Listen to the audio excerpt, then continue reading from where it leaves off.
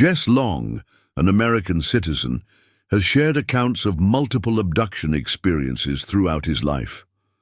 The first of these occurrences reportedly took place in 1957, when he was just 5 years old and living in Rogersville, Tennessee. This is a story that challenges conventional understanding, and the way Jess narrates it makes us question the limits of reality. If you're finding this account intriguing, don't forget to leave a like and subscribe to the channel for more content like this. On that initial occasion, Jess was accompanied by his brother John. They were both on a hill behind their house when they spotted a structure resembling a rounded house with a tall being standing beside it.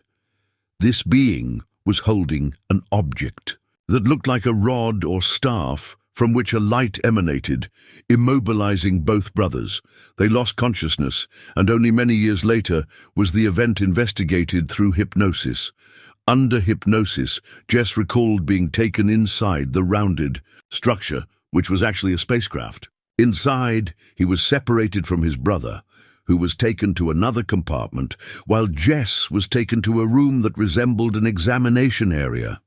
Jess was stripped and placed on an extremely cold table.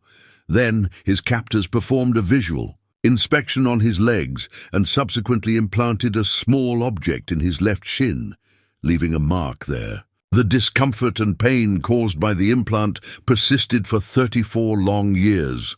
In 1991, Jess sought the help of orthopedists who surgically removed the object. It was later analyzed by the Southwest Research Institute in Texas.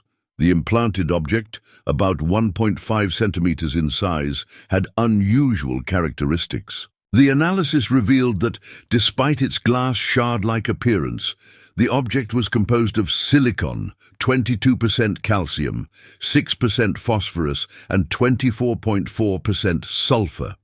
Seen under a microscope, the object resembled honeycombs heated to about 2,700 degrees Celsius and emitted radio waves. Interestingly, the object split in two when Jess reached puberty. The abductions became more frequent and frightening, following a pattern common to many other accounts. The description was recurring. They took me to their machine, made me go through a hallway, put me on a flat table. I was paralyzed while screaming because I didn't want to be there. The experiences included sperm extraction, a particularly traumatic procedure that caused him a lot of suffering. Jess reported that he was forced to copulate with an entity that appeared to be female. In 1990, he experienced an abduction with distinct characteristics. While driving from California to New Orleans, near Albuquerque, New Mexico, his car was levitated off the road, with Jess still behind the wheel. The vehicle was pulled into a spacecraft where he had a remarkable experience. He was taken to a device and placed on a table. There they showed him a baby and said, "This is your son." There were 9 other children in the room who stared at him.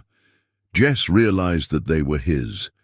Each of the children approached him, touched his hand, looked into his eyes and left the room. The message he felt from them was, "We're okay, thank you," Jess reported. His brother John, who was abducted with him in 1957, finished his studies but chose not to go to college.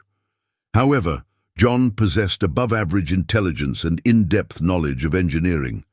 He built a house near the location of the first abduction, with a shape similar to the spacecraft that abducted the 2 brothers in 1957.